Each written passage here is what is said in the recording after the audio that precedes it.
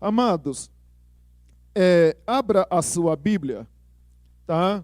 Em Mateus, Evangelho segundo escreve Mateus, lá no capítulo 14. Mateus, Evangelho segundo escreve Mateus, capítulo 14. Graças a Deus que nós temos o privilégio também de os nossos recursos, né? Você pode acompanhar conosco aqui, mas isso não é um incentivo para que você não traga a Bíblia, tá?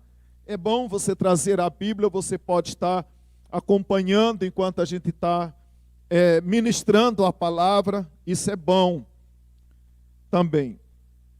Diz assim a palavra do Senhor: logo a seguir, compeliu Jesus os discípulos a embarcar e passar adiante dele para o outro lado, enquanto ele despedia as multidões. E, despedidas as multidões, subiu ao monte, a fim de orar sozinho. Em caindo a tarde, lá estava ele, só. Entretanto, o barco já estava longe, a muitos estádios da terra, açoitado pelas ondas, porque o vento era contrário. Na quarta vigília da noite, foi Jesus ter com eles, andando por sobre o mar. Mas Jesus imediatamente lhes disse: tende bom ânimo, sou eu, não temais. Respondendo-lhe Pedro, e disse: se és tu, Senhor, manda-me ir ter contigo por sobre as águas. E ele disse: vem. E Pedro, descendo do barco, andou por sobre as águas e foi ter com Jesus. Reparando, porém, a força do vento, teve medo e, começando a submergir, gritou: salva-me, Senhor! E, prontamente, Jesus, estendendo a mão, tomou-o e lhe disse: homem de pequena fé, por que duvidaste? Subindo ambos para o barco, cessou o vento. Me parece aí que na leitura nós pulamos um versículo, né? Onde eu não abri a Bíblia, mas pulamos um. Qual é o 23? O que está escrito aí no verso 23? Hã? Tá, leia aí para mim então, esse que os irmãos falaram. Vai, Vilma, puxa aí a leitura.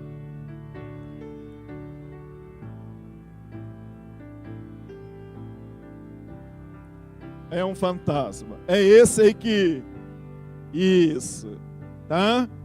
É porque faz parte, né? E esse versículo também.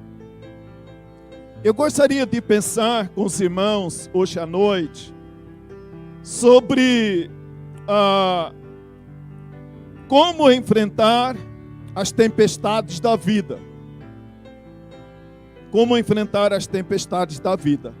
Mas antes de falar de tempestade e como enfrentar as tempestades da vida, eu quero aqui agradecer a Deus. Hoje já foi falado, Dia Internacional das Mulheres, que Deus continue abençoando as mulheres que estão aqui, que estão nos acompanhando na sua casa. Que Deus abençoe grandemente a cada mulher nesse dia. Mas eu também quero comunicar aos irmãos que quando a Vânia e o Felipe saíram do Brasil, né, a Vânia saiu grávida e o Daniel nasceu, está com 1 semana, graças a Deus nasceu forte, saudável, bonito que nem o avô. Tá? E lembrando que o Daniel só tem um, então já imagina de quem que eu estou falando, né? graças a Deus, está bem, né? Tá uma experiência assim, bem diferente, né? Porque lá nos Estados Unidos, sem família, né? Ele já chorou do lado de lá, nós já choramos do lado de cá, né? Mas graças a Deus, né? Que está tudo bem. E também agradecer a Deus, porque para mim, março é muito especial na minha vida, ainda mais agora também, né? Mas por essa razão, hoje, né? Nós estamos aqui louvando ao Senhor, e eu lembro que no dia 11 de março de 89, em Várzea Grande, na primeira igreja batista Jardim Imperial, eu estava sendo ordenado ao ministério pastoral, dia 11 de março de 89, né? Naquele tempo o Toninho devia ter uns 30 anos, né? Só, ainda era bem novinho, né? Então, e também dia 12, né? Fazendo aqui a propaganda já, né? Dia 12 é aniversário da irmã Dazinha, né? Então, por isso que eu falei que março é muito especial, particularmente para mim. Amados, vamos pensar, eu quero pensar em alguns detalhes que esse texto tem para nos ensinar. Esse texto de Mateus, capítulo 14, você ler esse mesmo texto lá no Evangelho de João, capítulo 6, a partir do verso 1 ao 21, ele fala também desse mesmo assunto aqui. Ou melhor dizendo, do assunto que veio antes do que está narrado aqui, que é a multiplicação dos pães. E uma multidão é alimentada. A primeira coisa que nós devemos lembrar, que já foi ministrado aqui nesta noite, que nós precisamos, seja em questões espirituais ou em qualquer área da sua vida, nós precisamos crescer. Nós precisamos nos aprofundar, porque à medida que nós crescemos, nós nos aprofundamos no conhecimento, nos aprofundamos. Mas quando a gente nasce espiritualmente, nós chegamos para a presença do Senhor carregando muitas coisas, boas e também ruins, da nossa vida pregressa, da nossa vida antes de encontrar com o Senhor. E então até aqui, nesse texto aqui que lemos agora, Mateus, que vem logo depois da multiplicação dos pães, ele nos indica, ele nos serve de indicadores para que a gente perceba o nível da fé dos discípulos. A Bíblia começa, Mateus, dizendo que Jesus estava em um determinado lugar. E junto de Jesus estavam os discípulos. Aí a Bíblia diz que a multidão então vem mais uma vez procurar Jesus. E a Bíblia diz então que Jesus, sentindo a necessidade de ficar só, ele primeiro despede os discípulos, compele, ordena, força, insiste para que eles entrem no barco e então comece a fazer uma viagem que antes Jesus estava também programado para fazer com eles. Mas o momento exigiu uma reanálise, podemos dizer, naquele momento. Era necessário Jesus agir do jeito que agiu. Veja bem, amado, quando nós lemos o Evangelho de João, capítulo 6, a partir do verso de número 1, a Bíblia diz que por causa Jesus haver multiplicado os pães, então a multidão estava agora, verso de número 15, a João, capítulo 6, verso de número 15. Então a Bíblia diz que eles estavam organizando proclamar Jesus Rei de Israel. Eu disse, agora quero aqui chamar a sua atenção, a nossa atenção, a atenção de nós todos. Eu disse, amado, que quando nós nos achegamos ao Senhor, a gente traz muitas coisas que a gente até podia achar certa, mas agora, à luz da palavra, nós somos confrontados. E agora a gente começa a perceber, à medida que eu aproximo da palavra, aproximo do Senhor, nós vamos percebendo que alguns ajustes precisam ser feitos na nossa vida. Veja bem, uma das características, eles queriam proclamar Jesus Rei. Eles estavam errados? Não estavam errados. Mas a motivação não estava certa. Jesus veio para ser rei, para reinar.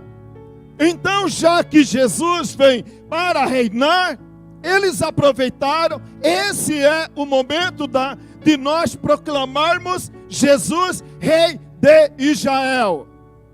Aqui já serve de um indicador muito importante para mim e para você, quando a gente chega na presença do Senhor.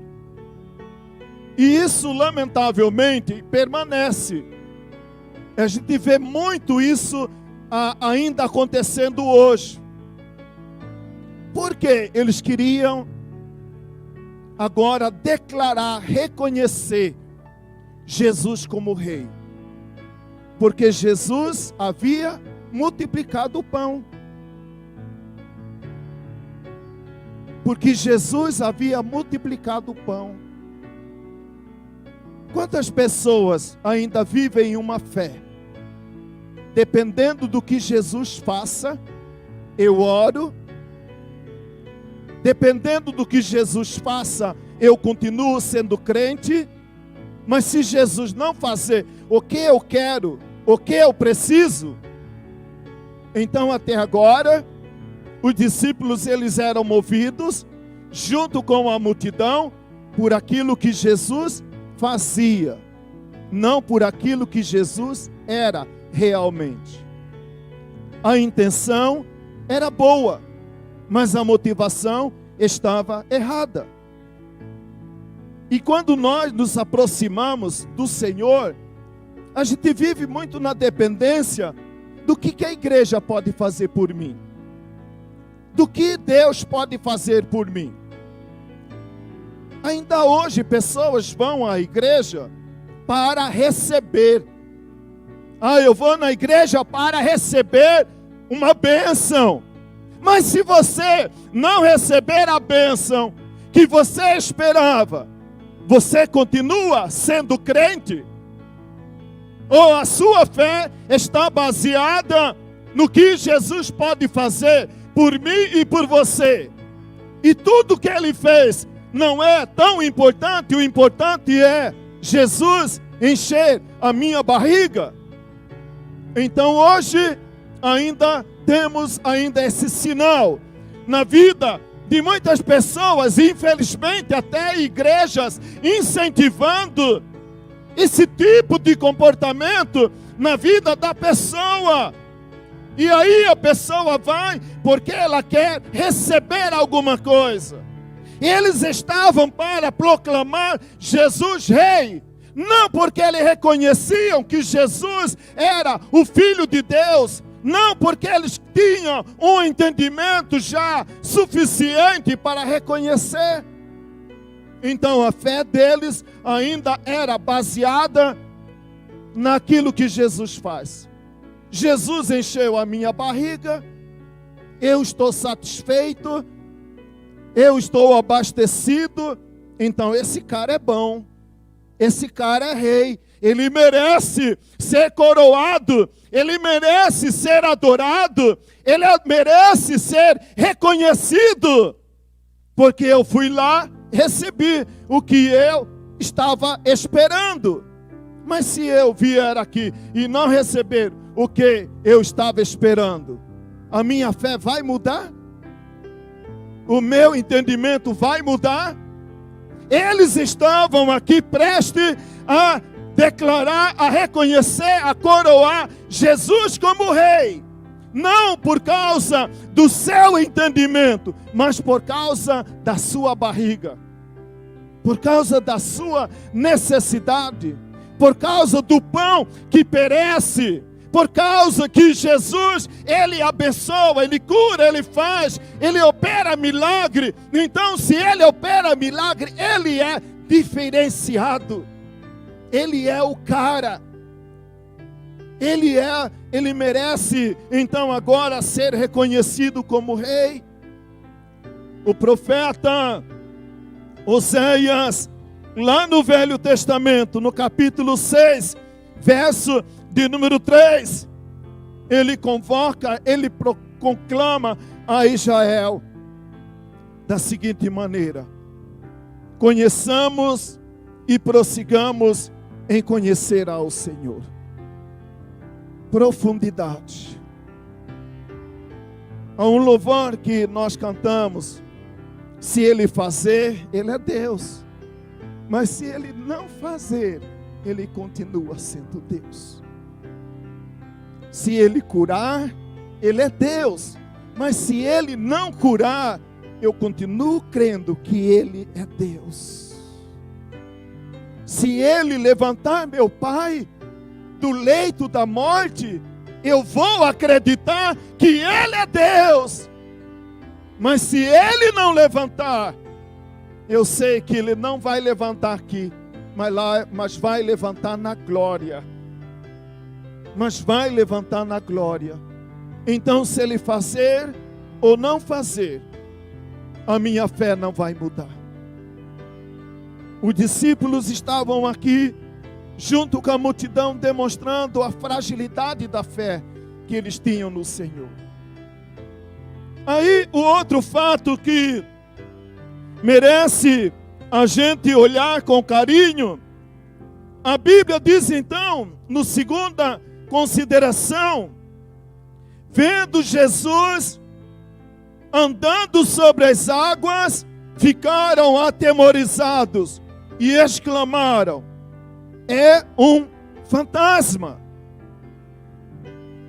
Veja bem, outro sinal da superficialidade da fé dos discípulos. Quando eles viram a Jesus, eles já estavam andando com Jesus. Não sei se era a tempestade, não era porque eles estavam dominados pelo medo, que eles deixaram de reconhecer Jesus. Mas eles já estavam andando com Jesus. Como que eu não vou reconhecer uma pessoa se eu já convivo com ela já há algum tempo? Mas quando os discípulos olham para Jesus e diz é um fantasma, eles revelam um outro aspecto da superficialidade da sua fé, as suas crendices. Quando a gente vem para o Evangelho, a gente traz um monte de crendice, superstição, acreditar em muita coisa. Aí a gente passa alguns anos e fala, meu Deus, eu acreditava nisso, né, Lau? Eu achava que isso era certo. Agora veja bem, amada, a segunda coisa que revela aí a superficialidade da fé deles. Eles, diante do problema que eles estavam atravessando, não reconheciam mais Jesus. Há momentos na nossa vida que nós precisamos estar bastante atentos, porque de repente, por causa da gravidade da situação que a gente está vivendo, você deixa de reconhecer Jesus. Não é mais a mesma maneira de ver Jesus como antes você via. Agora, por causa de um problema, de uma adversidade, de uma luta, de um problema, de uma situação adversa, antes você cria, você adorava, você cantava, você orava, você jejuava, aí vem o problema, parece que Jesus não é mais o mesmo. Quem mudou? O que mudou? Eles não estavam reconhecendo Jesus. Jesus tornou para eles uma comparação medíocre, comparando Jesus com um fantasma. Revela aqui, amado, ainda que apesar de conhecer ao Senhor, ainda tinha coisa que ainda atrapalhava a visão espiritual deles, as suas crendices. Eu lembro quando criança, quanta crendice a gente tinha. Não podia varrer a casa da porta do fundo para a porta da frente. Não podia deixar um chinelo emborcado, porque tinha lá o seu significado. Não podia comer comida tal em tal época, porque isso aí é uma coisa. Eles ainda carregavam resquício de uma vida pregressa, acreditar em fantasma. Ah, pastor, eu não acredito em fantasma. Talvez você não acredite em fantasma, mas talvez você tenha os seus fantasmas ainda que te perseguem por causa das suas crendices, por causa ainda das coisas que você ainda carrega na mente e no coração, e que talvez agora atrapalha você de discernir, de entender. Segundo aspecto, então, que nós vemos que revela uma superficialidade da fé dos discípulos, era quando viram a Jesus, eles não estavam vendo Jesus, eles estavam vendo um fantasma, resquício de uma vida de crendice, resquício de uma vida ainda que nutria certos entendimentos, que ainda nutria certas coisas na sua mente. Terceira consideração, quando eu olho para a palavra, agora pensando na experiência de Pedro. Pedro, ele reconhece. Nós vamos entrar depois, mais uma vez, nessa experiência de Pedro e ver o que ele pode nos ensinar através dessa experiência. Mas vamos agora a esse fato. Pedro começa a andar sobre as águas. E aí ele anda sobre as águas. Por quanto tempo, não sei, mas ele anda sobre as águas. Não sei se ele deu quantos passos, metros que ele caminhou sobre as águas, mas ele caminhou sobre as águas.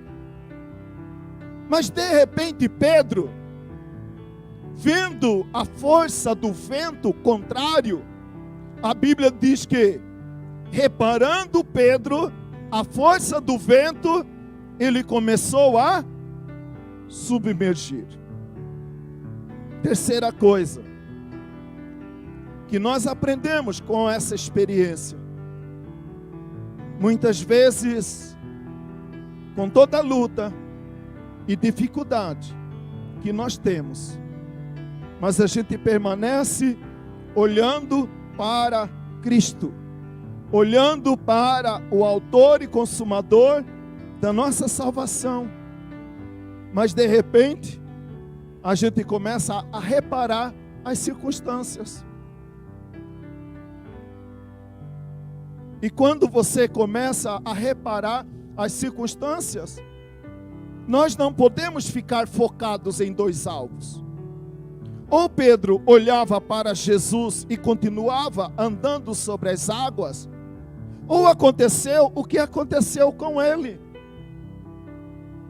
Ele deixa de olhar para Jesus. Ele queria olhar para Jesus, mas também queria olhar para as circunstâncias. Isso pode muitas vezes atrapalhar a nossa vida. Ou a gente olha para Jesus e mantém os nossos olhos focados nele. E os irmãos sabem que eu fico olhando, andando, que daqui a pouco eu posso, né? Que o Ney saia correndo aqui, venha me abraçar sem querer aqui, né? Entendeu? Mas aí veja bem, Pedro, ele anda sobre as águas, mas ele olha para as circunstâncias, ele olha para o problema. E aí reside o fato, muitas vezes, amado, que pode nos levar à queda. Porque a gente quer olhar para Jesus, mas a nossa fraqueza humana nos leva a ficar olhando, focando também na circunstância, no problema. E muitas vezes, para que eu possa alcançar, permanecer na presença, eu preciso não ignorar, porque é impossível ignorar, mas eu preciso, apesar de tudo, manter os meus olhos fixos no Senhor Jesus. Ah, pastor, a minha vida tô mergulhando. Meu casamento, minha família, meu filho. Não, amado, não fique focado no problema. Foque no Senhor Jesus. Mantenha seus olhos focados no Senhor. O que acontece hoje? Desde quando você acorda, você já ouve falar de guerra. Aí você fica focado na guerra. Agora, 5 dias atrás eu estava pensando, né? Agora não tem mais a discussão sobre vacina para criança, coronavírus, agora é guerra. Só tem guerra no mundo. É assim, amado. De tempo em tempo vão surgindo novos problemas, novas coisas. E nós precisamos estar focados no Senhor. A terceira consideração é essa: Pedro, enquanto ele olhava para o Senhor, Pedro andava sobre as águas. Pedro continuou andando sobre as águas. A Bíblia também nos diz, ou melhor dizendo, a quarta coisa que nós aprendemos com essa experiência de Pedro é: você sabe a hora certa de pedir socorro? Pedro, a quarta consideração, ele não deixou ser afogado para pedir socorro. Então logo ele percebe que está submergindo. Qual foi a reação de Pedro? Ele gritou. Ele buscou ele pediu, ele clamou. Pedro não esperou afogar. Pedro não esperou ficar meio morto, meio vivo, para pedir socorro. A quarta coisa que eu e você aprendemos com isso é: você sabe a hora que você deve buscar socorro? Quando eu fiquei com esse estado onde eu precisei ser submetido a uma cirurgia cardíaca, perguntando para o médico por que o meu quadro chegou aonde chegou, ele mostrou 4 coisas, mas dessas 4 quero apenas destacar uma que ele falou: talvez o senhor demorou muito para procurar um cardiologista. Muitas vezes, amado, nós, não sei se é por questão de orgulho, não é talvez por questão de, não sei porquê, mas a gente precisa saber a hora certa de procurar socorro. Muitas vezes, amado, situações que a gente percebe na vida de muitas pessoas, as coisas não poderiam ter chegado aonde chegou, mas chegou aonde chegou muitas vezes porque veio a hora dela clamar e buscar por socorro, mas ela não clamou, ela não pediu ajuda.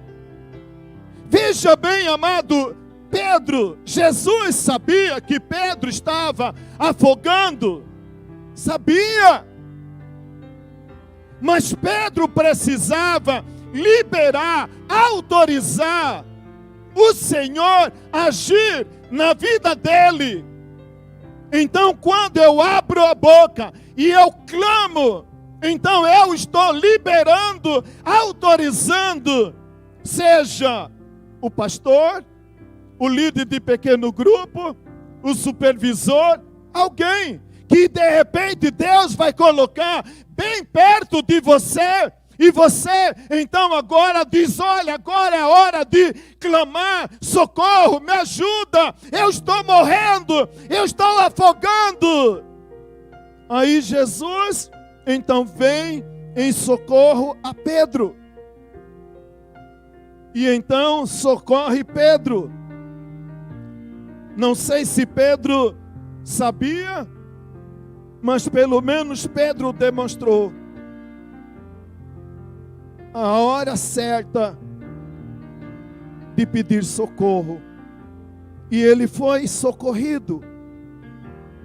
A Bíblia diz, meu amado, que Deus, Ele sempre vem em nosso favor, em momento oportuno, através de alguém. Mas muitas vezes você pode estar morrendo, mas você não fala para ninguém, você não busca socorro de ninguém, você não busca ajuda de ninguém. E aí muitas vezes, como que a gente vai ficar sabendo? Pedro estava morrendo, ele começou a submergir, então ele abre a sua boca e clama pela ajuda do Senhor. A Bíblia diz então que o Senhor vem, estende a mão, prontamente, estende a mão e tira Pedro daquele estado de morte que ele se encontrava. Então, amados, são coisas que nós vamos aprendendo na nossa vida e que Deus quer nos ajudar cada dia para que nós alcancemos uma vida profunda com Ele. Uma vida profunda com Ele.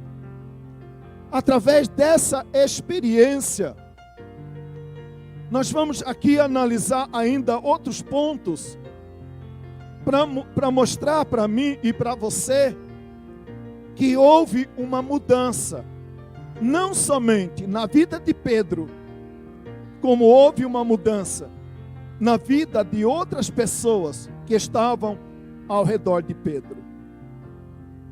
Então, amado, como enfrentar os dias difíceis da nossa vida? Primeira coisa é segurança para enfrentar os ventos contrários. Interessante que no verso de número 22, a Bíblia diz que Jesus compele aos discípulos para embarcar. Eles embarcam. Talvez alguns discípulos podiam imaginar: Jesus, o Senhor não vai embarcar conosco?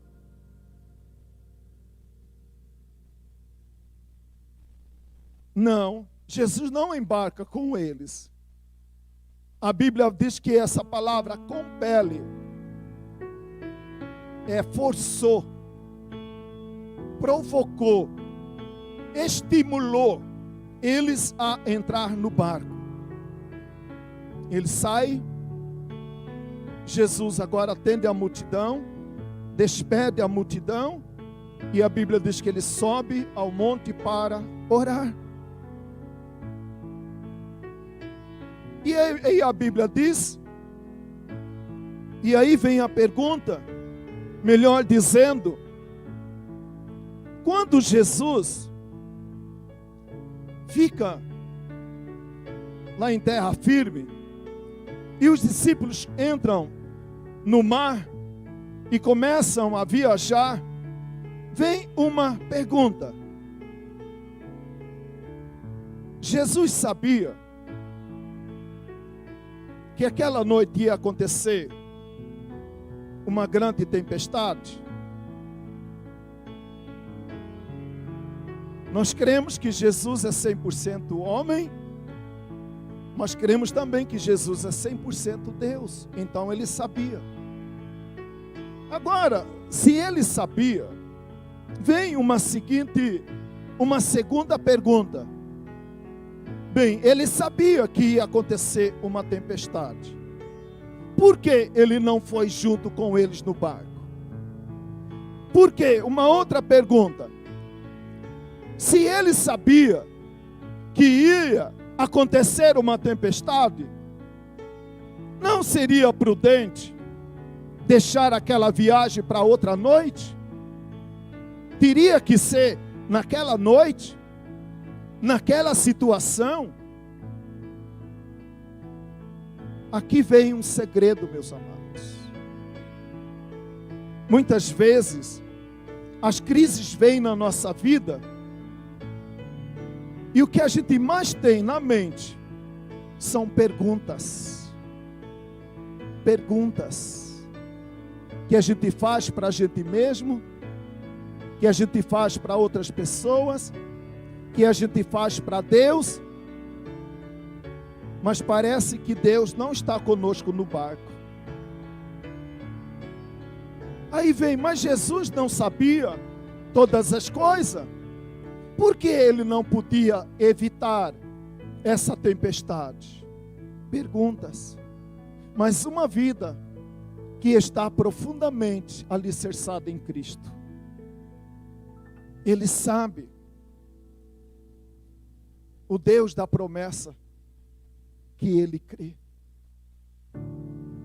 Ele sabe. Ele chora, ele fica triste, mas uma coisa a gente sabe, que nunca estaremos sozinhos. Nunca estaremos sozinhos.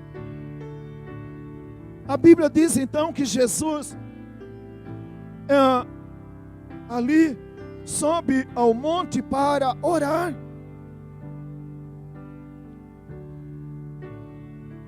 Então os discípulos poderiam, talvez naquela noite, naquela experiência, eles poderiam não naufragar literalmente falando, fisicamente falando. Mas naquela noite, os discípulos poderiam naufragar na sua fé em Deus. Essas perguntas, Jesus não sabia? Por que deixou a gente sozinho no barco? Meu amado irmão, eu creio firmemente nisso, que enquanto os discípulos estavam viajando, enfrentando a tempestade, Jesus estava lá no monte orando por eles. Não peço que os livre do mal. Não peço. Muitas vezes a gente vai pedir a Deus: ah, Deus, por que essa tempestade? Por que a epidemia, a guerra? O Senhor não pode fazer, por que não fez alguma coisa? Perguntas que eu e você não conseguimos resolver. Não conseguimos encontrar explicação. Qual é a loucura, o sentido daquela estupidez daquela guerra? Todas as guerras são estúpidas, né? A gente quer uma resposta. A Bíblia, a palavra do Senhor, nos diz em Atos capítulo 27, Paulo estava fazendo uma viagem. E aí a Bíblia diz que naquela viagem, registra Lucas, né, que escreveu Atos, mas a experiência é de Paulo, que Paulo estava viajando, e naquela viagem também, os ventos que sopravam contra a embarcação que Paulo estava, também os ventos eram contrários. Aí, amado irmão, quando a gente lê a palavra, e Deus fala conosco através da palavra, e lá quando eu estava lendo o verso 7 e o verso 8, 3 coisas me chamou a atenção, que eu quero aqui compartilhar com você. No verso 7 e no verso 8 de Atos 27, a primeira informação que vemos lá, Paulo dizendo: navegamos vagarosamente com dificuldade. Muitas vezes, na minha vida e na sua vida, nós estamos indo num ritmo até acelerado, mas de repente vem alguma coisa que nos faz andar, a gente continua andando, mas não com a mesma facilidade de anteriormente. A gente começa a andar com muita dificuldade. Paulo experimentou isso. Os discípulos lá no mar experimentaram isso, para dizer para mim e para você que há momentos na nossa vida que parece tudo está bem. Você caminha normalmente, você anda normalmente, mas de repente vem algo muito forte na sua vida, e agora você anda vagarosamente, com muita dificuldade. Outra coisa que me chama a atenção também, que a Bíblia diz que eles estavam vagando, viajando, navegando vagarosamente, com muita dificuldade. Aí vem a segunda coisa. Paulo diz, Lucas diz, melhor dizendo, não nos foi permitido prosseguir. Agora piora um pouco mais. Mas todos nós, amados, precisamos.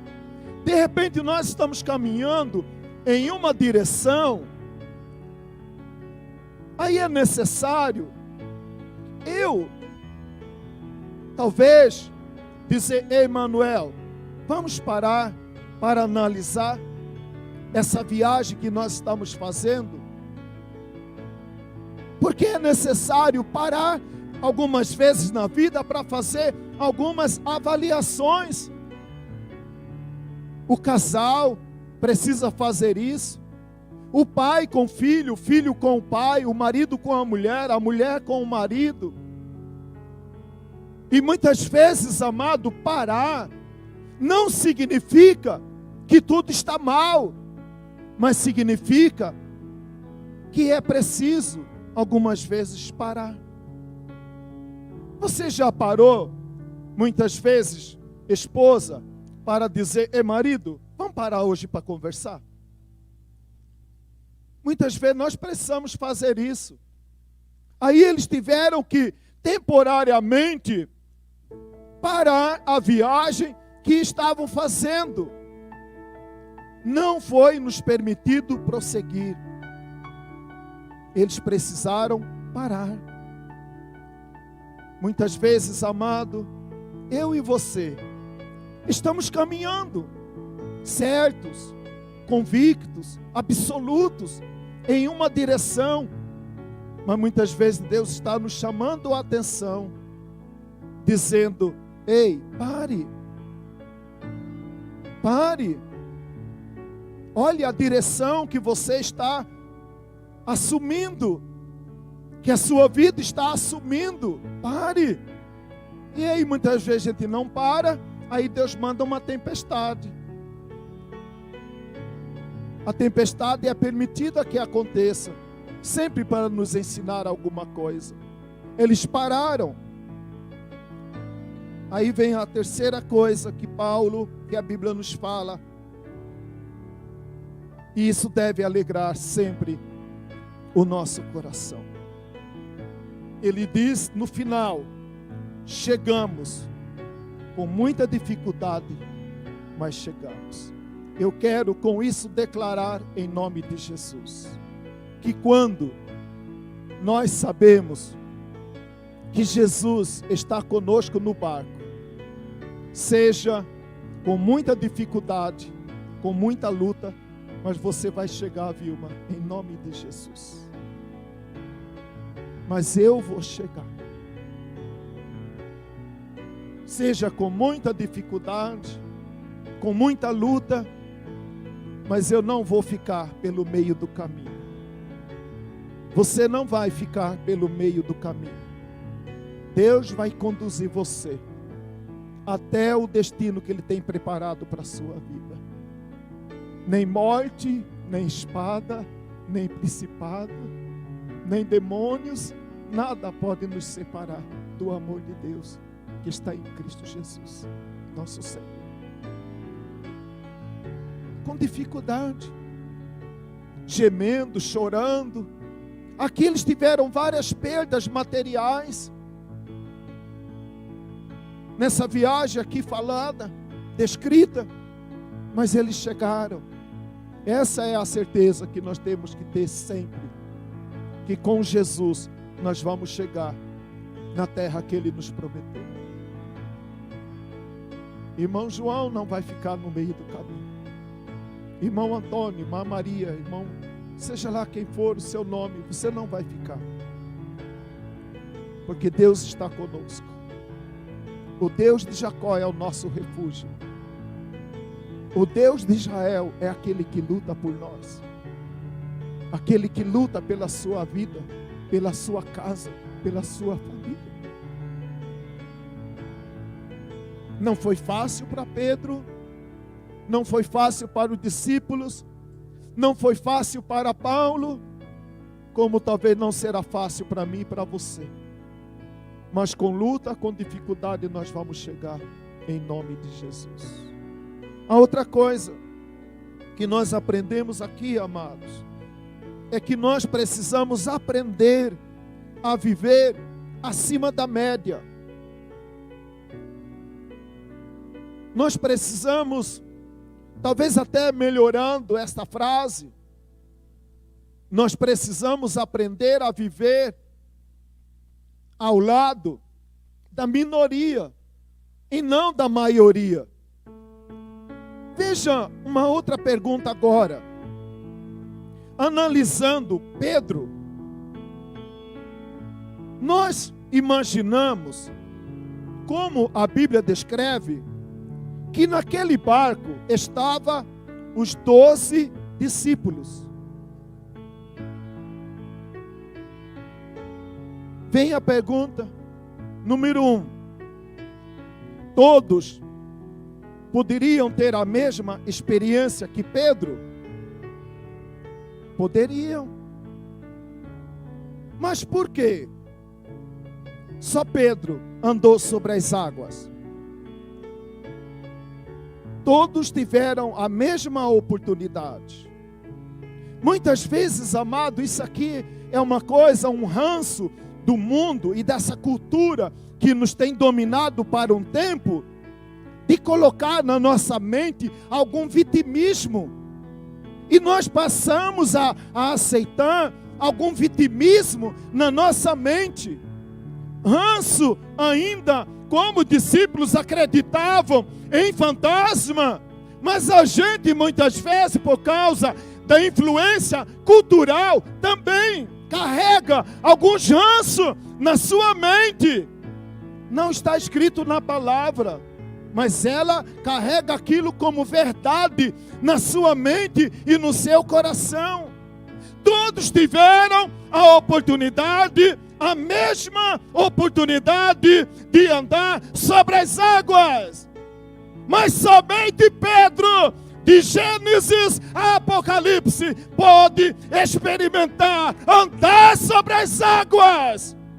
Então, quando eu aceito, amado, viver plenamente no Senhor, eu vou experimentar coisa que ninguém pode experimentar. É só você e Deus, não? É só você e Deus, irmão Gedeão.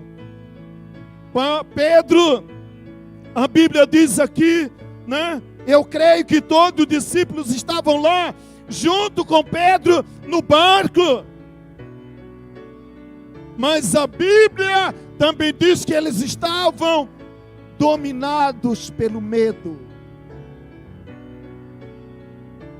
Dominados pelo medo. O amor lança fora o medo, para que eu e você possamos experimentar coisa que talvez alguém nunca experimentou com Deus. É necessário sair e viver acima da média. Não viver com a maioria, como a maioria vivem. Pedro, ele experimenta, né? A Bíblia diz que ele, Pedro, verso de número 29, que Pedro, descendo do barco, estudando essa palavra descendo, com outros significados também, ela traz o significado de deixando. Deixando. É como se nós também disséssemos Pedro deixando o barco. O barco era a zona de conforto deles. O barco era aquilo que dava a eles uma falsa segurança. E muitas vezes, amado, para viver com Deus, viver com o Senhor, eu preciso estar disposto a deixar esse barco que me dá uma falsa sensação de segurança. E crer, como diz o hino antigo que nós cantávamos, no hino do cantor cristão, né? Seguro estou, não tenho temor do mal.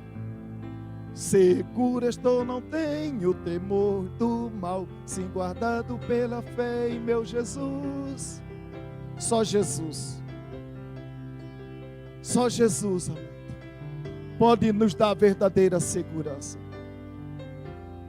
Pedro poderia ficar lá no barco junto com outros, acomodados, pensando, está ruim, mas está bom. Não. Ele disse, se és tu mesmo, Jesus, que fala comigo, eu quero andar sobre as águas. Jesus disse, vem. Vem. Você quer andar sobre as águas, Toninho? Vem. Eu te sustentarei. Eu te sustentarei. Mas muitas vezes o medo nos domina. O medo nos aprisiona. O medo impede a gente de desfrutar e de experimentar novas experiências com o Senhor.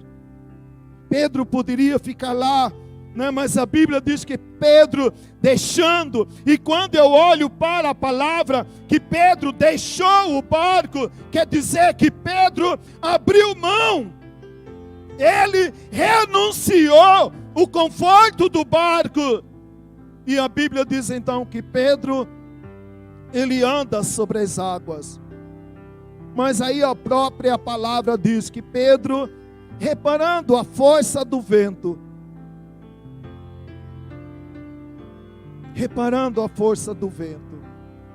ele parou de andar.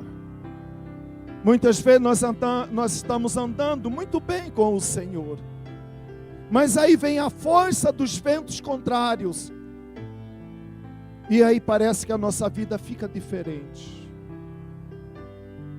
Parece que a gente não tem mais a fé que tinha como antes, a mesma alegria como tinha antes, a mesma disposição que tinha como antes, porque talvez, amado, a gente está agora começando a olhar mais para os problemas, mais olhando para as circunstâncias, para as adversidades, do que continuar olhando para aquele que é autor e consumador da nossa salvação.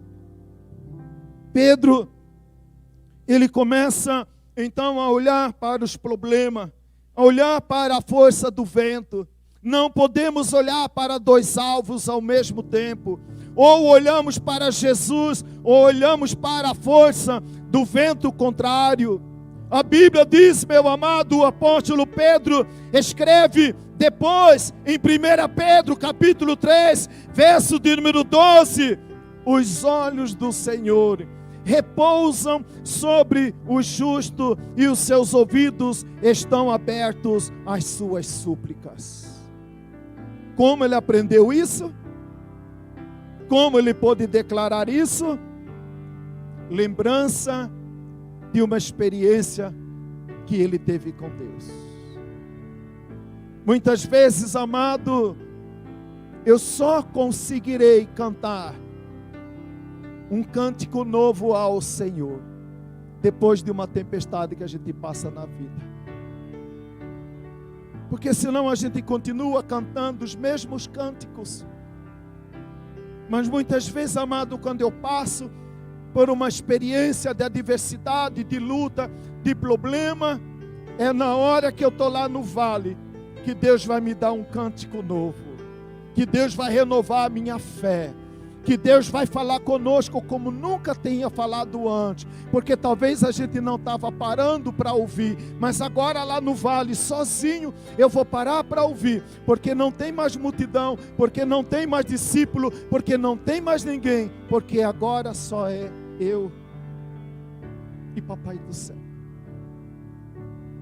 Eu estava falando para a Dazinha, ou melhor dizendo, compartilhando hoje de manhã. Aí a gente soube do nascimento do Daniel. Aí depois, né, e aí eu e Dazinha falando com o Felipe, aconselhando o Felipe, aconselhando a Vânia, sejam fortes e não sei o que, né, declarando o versículo bíblico. Aí a gente falou tchau, Vânia, eu despedi da Vânia, despedi do Felipe. Aí a Dazinha desligou o celular, aí estava eu e ela enxugando os olhos. Os olhos do Senhor estão sempre.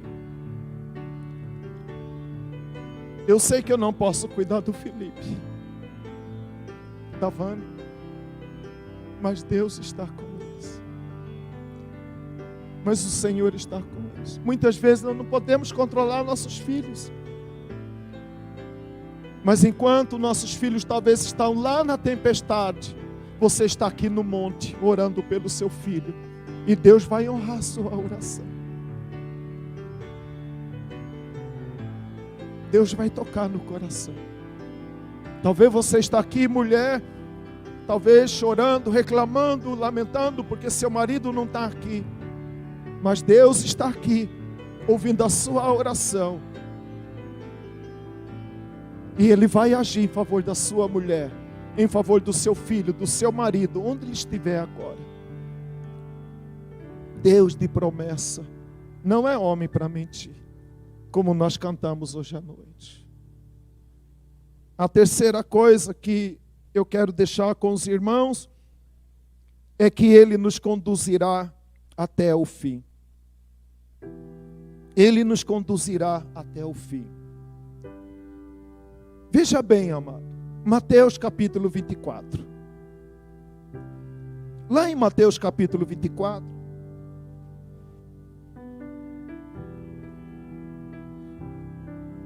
depois dos discípulos terem vivido,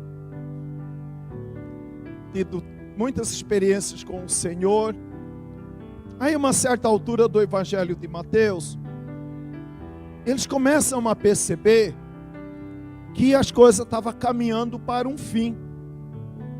Aí lá em Mateus 24, Jesus, depois de ter falado, depois de eles terem tido várias experiências com o Senhor, aí vem Jesus fala de guerra, rumor de guerra. Aí um dos discípulos pergunta: Senhor, é o fim? Muitas vezes na nossa vida, muitas vezes no nosso dia a dia, nas nossas lutas, você pode olhar para um problema, para uma situação, e muitas vezes ter essa mesma sensação: é o fim. E nesses dias, amado, não tem faltado os profetas do caos. Eles começam veio o Covid, aí começa pessoas, a juntar números, entendimentos bíblicos. Aí já começa a divulgar: olha, é o fim. Aí de repente passou, agora vem a guerra. E eu já vi também aí profetas, juntando fatos, números, situações, e também querendo dar-nos o entendimento que é o fim. Muitas vezes, amado, também na vida é assim, minha e sua. A gente olha para um problema e fala: olha, eu acho que é o fim. É o fim da minha vida, é o fim do meu casamento, é o fim para fulano de tal. Mas Jesus diz: mas ainda não é o fim. Não é o fim. Quem tem a chave é o Senhor. Ele vai declarar quando é o fim. Agora, o fim, amado, pode ser hoje, pode ser amanhã, pode ser não sei quando, mas a palavra diz: estejam cingidos os vossos corpos e acesas as vossas lâmpadas, para que, quer ele venha na primeira, na segunda, na terceira ou quarta vigília, não vos achem desapercebidos. De repente pode ser o fim mesmo, mas ninguém pode decretar, porque o fim de todas as coisas está na mão do Senhor. Está na mão do Senhor. Ali, eu imagino, meus amados irmãos, que os discípulos começaram a imaginar: Jesus não está aqui, a tempestade está muito forte, a luta está muito grande, Jesus não está conosco no barco, Jesus nos deixou sozinho. Eles poderiam imaginar que era o fim. Mas aí a Bíblia diz que Jesus entrou no barco. Veja bem, amado, Jesus entrando no barco, o vento cessou. Em outras palavras, Jesus está dizendo que Ele estava com eles. Quando Ele estava lá no monte, Ele estava com eles. Mas eles precisavam dessa experiência. A Bíblia diz que Jesus então entra no barco e o vento cessou. E agora, para terminar, vem essa declaração que eles fazem no final. Quando Jesus entra no barco, o vento cessa, eles declaram: verdadeiramente, este é o Filho de Deus. Amado, esta é a palavra final que eu quero deixar com você nesta noite. Amada, é a palavra final que eu quero deixar com você nesta noite. Como que eles agora reconheceram que Jesus verdadeiramente era o Filho de Deus? Pela experiência de Pedro. O que isso quer dizer para mim e para você? Que muitas vezes, Zaqueu, uma experiência que só você está vivendo, vai fortalecer a sua fé e vai levar as pessoas que estão ao seu redor a reconhecer verdadeiramente o Deus que Zaqueu serve é o Filho de Deus. Em outras palavras, muitas vezes, amado, pela experiência que eu passo, o nome do Senhor será glorificado, tanto em mim como através de mim, e pessoas serão impactadas para a honra e glória do nome do Senhor. E vão desejar também servir a esse Jesus. Os discípulos estavam agora declarando, reconhecendo que Jesus verdadeiramente era o Filho de Deus. Mas se Pedro não passasse pela experiência que Pedro passou, talvez a vida dos demais continuaria a mesma. Mas eu creio, amado, que tudo que eu possa passar ainda na vida é que para que o nome do Senhor seja glorificado em mim e através de mim. E quem sabe com meu testemunho eu vou ganhar a minha família e meus amigos para o Senhor Jesus.